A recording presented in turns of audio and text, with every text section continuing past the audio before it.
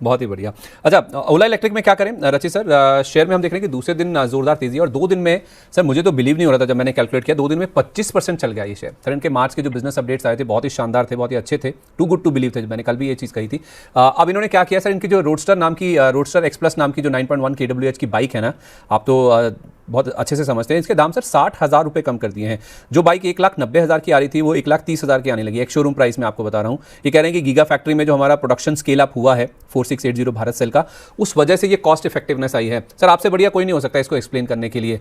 कैसे बिलीव किया जाए सर कि एक आपका भारत सेल का उत्पादन बढ़ गया है, उससे आपकी कॉस्ट इफेक्टिवनेस इतनी होगी कि आप एक प्रोडक्ट की कीमत 60,000 रुपये कम कर रहे हैं? 60,000 का मतलब ऑलमोस्ट 33% सर। सर देखिए, एक बहुत बेसिक आपको बात बताता हूँ। और ओला के ऊपर कमेंट करने से पहले मैं हमेशा एक चीज बोलता हूँ, हो सकता है मुझे अग्रवाल साहब कभी उठा के ले जाए। और मुझे बहुत डर लगता है इस बात को लेके, क्योंकि मैं हमेशा एक चीज बोलता हूँ कि only one thing that I really like about this man is his flamboyance. The only thing that I like about this man कि कंटिन्यूअसली लॉस मेकिंग बिजनेस करते करते भी इनको फंड्स कहाँ से मिल जाते हैं। और ये जितनी भी बातें हो रही है ये इनके कॉस्ट कम हो गई है इसलिए इन्होंने प्राइस कम कर दी है। सर कंपनी के लॉसेस इतने हैं कि अगर कॉस्ट कम हो गई थी तो प्रॉफिट मार्जिन बढ़ा देने चाहिए थे।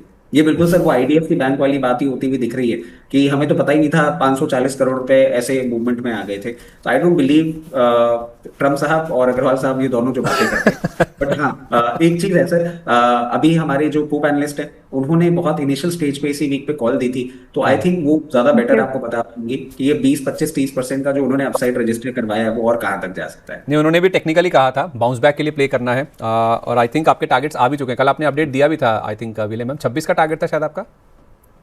नहीं, 26 रुपए 90 पैसे पहला था। और 28 रुपए, yes, and 29 and 32 like this. तो अभी भी जो सिचुएशन है, आप अभी एक्सटेंशन तो ले सकते हैं इसमें ट्रेड का। लेकिन अगर आप ये सोच के बैठे कि देखिए स्टॉक की भी क्वालिटी होती है, जैसे हर इंसान अलग अलग होता है वैसे हर स्टॉक अलग होता है, उसका अलग नेचर है। तो ये ट्रेड लायक ही है। और अब अगर आप इसमें ट्रेड प्लान करें तो आपका रिस्क कहां पर मैच करेंगे वो आपको सोचना है। प्राइस वाइज तो कर नहीं सकते, तो एक्सपोजर आधा करने में समझदारी है। एक्सटेंशन जा सकता है कि नहीं? हाँ, अभी भी जा सकता है, क्योंकि अभी 2 टारगेट्स हुए हैं, फर्दर अभी आने बाकी है। और अभी इसमें जो मुझे लग रहा है 29.50 should be the second target. अगर आप अब प्लान करें 28 रुपए 80 पैसे, 27 रुपए 80 पैसे पर आने के लिए, तो 29.5 एंड 32 शुड बी समथिंग जो आपको टारगेट करना चाहिए। इसके लिए आपका रिस्क आपको पहले समझना है। 25 जो आज का इंटरडे लो है, जो एक्सटेंडेड रैली कर रही है, वही 25 रुपए का स्टॉप लॉस आपको यहाँ पर मेंटेन करना है with stop loss at with 50% exposure आधा करना इज योर मजबूरी, क्योंकि आप तब आए हैं जब ये स्टॉक ऑलरेडी मतलब मैं इसलिए बोल रही हूँ क्योंकि थैंक यू रचित जी, आपने ये चीज हाईलाइट की।